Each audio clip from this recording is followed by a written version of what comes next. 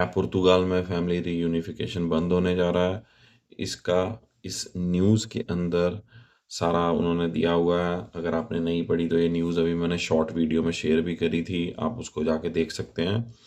तो basically Andre वेंतुरा का confidence बढ़ चुका है, क्योंकि भाई 60 सीटें उसकी रिसेंट इलेक्शन में आई थी। तो पार्लियामेंट के अंदर रिप्रेजेंटेशन बढ़ चुकी है शेगा पार्टी की।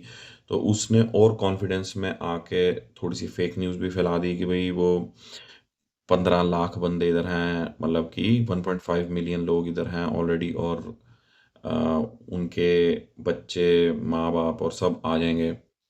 पोर्चुगल की गवर्नमेंट, जो करंट रूलिंग गवर्नमेंट है एडी की, उन्होंने पहले कंफर्म कर दिया है कि अभी तक 50,000 उनके एप्लीकेशंस हैं फॉर फैमिली रीयूनिफिकेशन।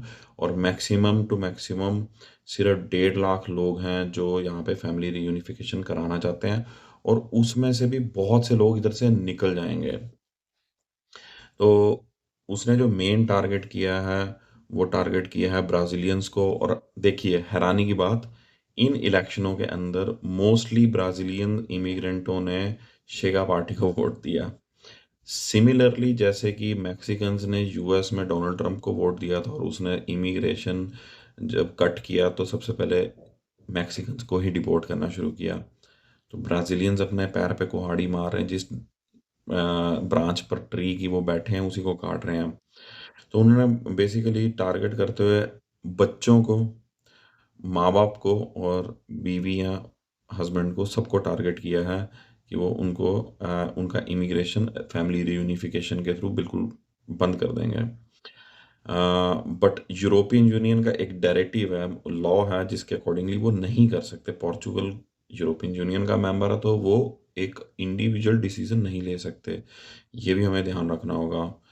अम, और एक चीज़ और है कि इतनी जल्दी ये लॉ नहीं पास हो सकते, उसके अंदर उन्होंने मेंशन किया है न्यूज़ आर्टिकल के अंदर।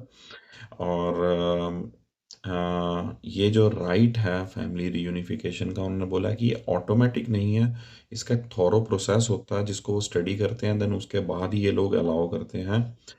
एंड आफ्टर दैट जो मिनिस्टर है एंटोनियो लेतियो अमोरो, उन्होंने बोला है कि भाई ये वैकेंसी बेस्ड सिस्टम ही रहेगा, कि मतलब आइमा अब एनालाइज करते हैं कि वो कितनी कैपेसिटी में लोगों को अलाउ कर सकते हैं, and उसके अकॉर्डिंगली वो लोग अप्रूवल देते हैं केस बाय केस बेसिस पे।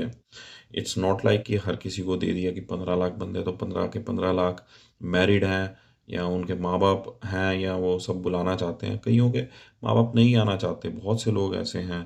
तो बट उसका जो मेन टारगेट है, उन्होंने बोला है कि वो CPLP वाले लोग हैं, जो कि जो कॉमनिदादे पुर्तगीज जो है ना, जो वहाँ की, मतलब जो पोर्चुगीज कॉलोनीज थी, उधर के जो लोग आए हैं। तो हमें इतना घबराने की जरूरत नहीं है।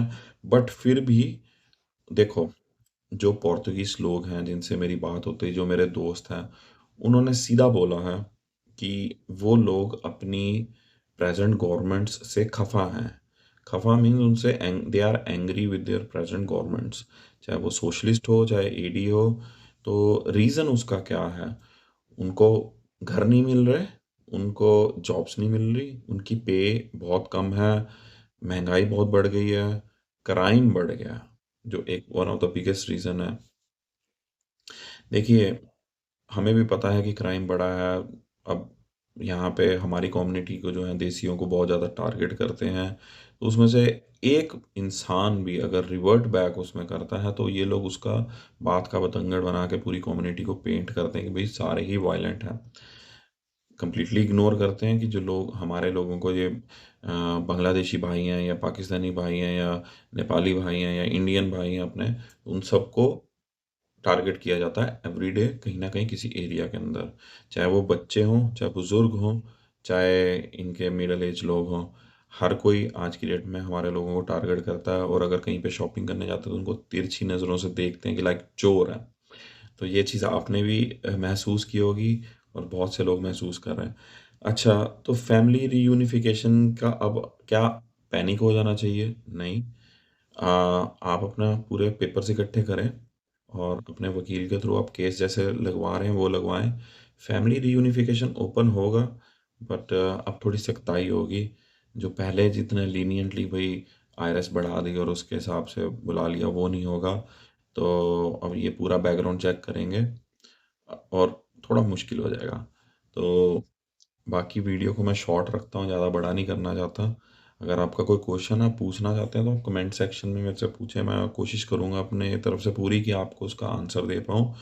बाकी जो है कि आंद्रे वंतूरा भाई साहब, उनके जीतने के चांसेस कमिंग इलेक्शन में बहुत ज़्यादा हैं।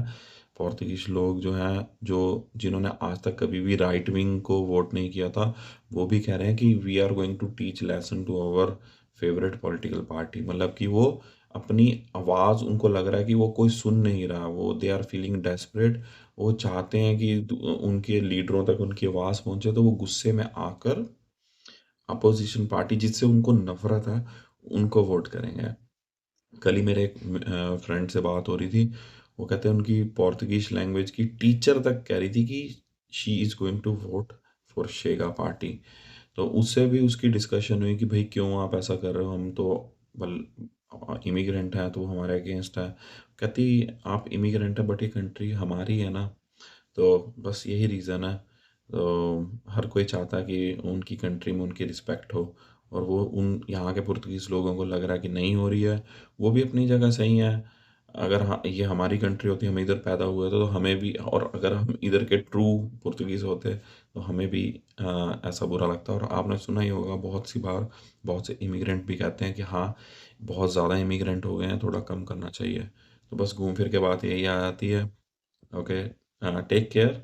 कोई क्वेश्चन है तो कमेंट सेक्शन में पोस्ट करें, लाइक सब्सक्राइब शेयर करें इस वीडियो को। Okay, take care.